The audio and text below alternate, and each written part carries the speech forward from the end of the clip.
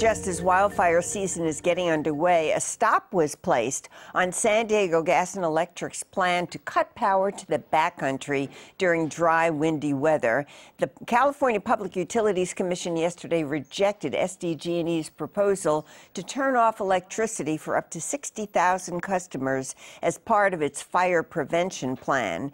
Joining me now to talk about what this ruling means is KPBS Metro reporter Katie Orr. Katie, why did the PUC reject SDG&E's plan? Well, the PUC voted 4-1 to deny the plan, and basically the commissioners that voted against it said that SDG&E hadn't proved that this was something they needed to do. They hadn't met the burden of proof.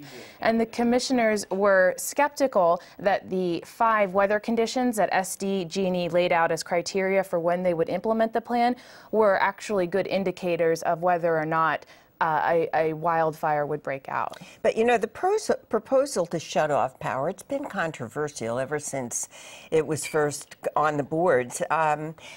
Who came out against it? Why did they come out against it? Well, certainly the most vocal critic was the Board of Supervisors Chair, Diane Jacob. Her district represents much of San Diego's backcountry, and her constituents certainly weren't in favor of this plan. But school districts in the backcountry, water districts in the backcountry weren't in favor of it either. If you turn off the power, you can't pump the water, you can't fight the fire with no water, so they were not in favor of this plan. But then there were those who supported it locally, in fact, some rather prominent people. Who were they?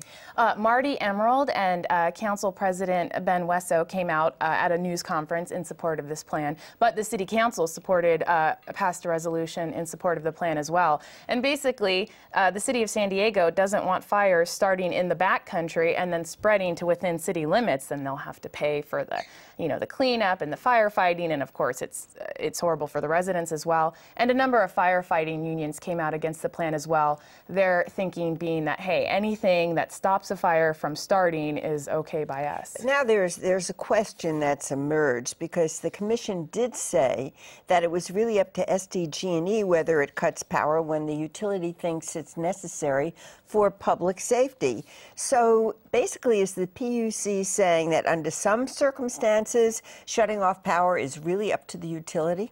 Well, that's what was interesting about this. The commissioner said, yes, we acknowledge, SDG acknowledges that under state law, they have the authority to shut off power if there's an emergency situation. Now, what constitutes an emergency, I don't know. That might be something that's up for debate.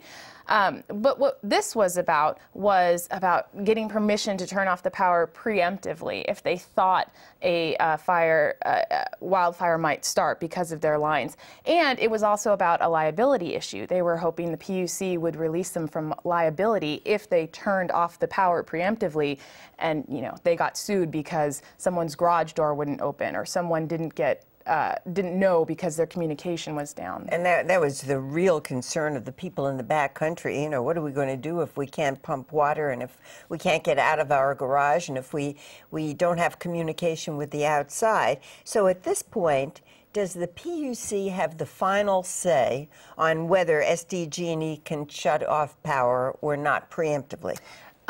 Yes, they said, no, you can't. Commissioner Timothy Simon had wanted to go ahead with the pilot program and had wanted SDG&E to work with stakeholders to come to a more comprehensive plan.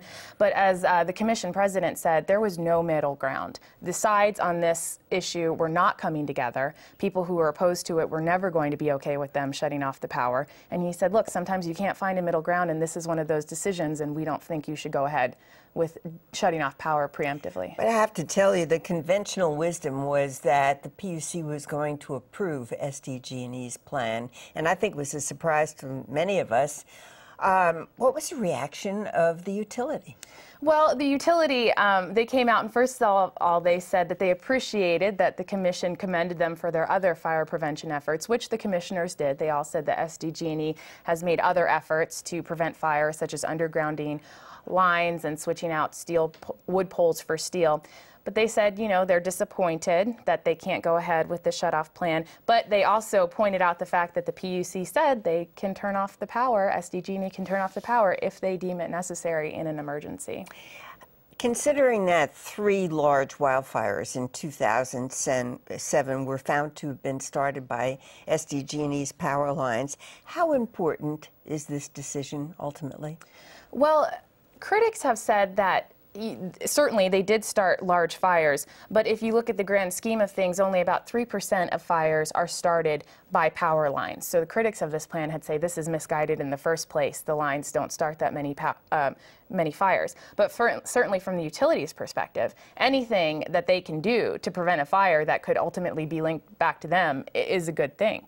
So, you know, they're certainly going to continue with their other fire prevention efforts, but this was another, as one of their spokesperson people told me before, another tool in their toolbox that they could have used. Well, thank you very much, Katie Orr. Thank you.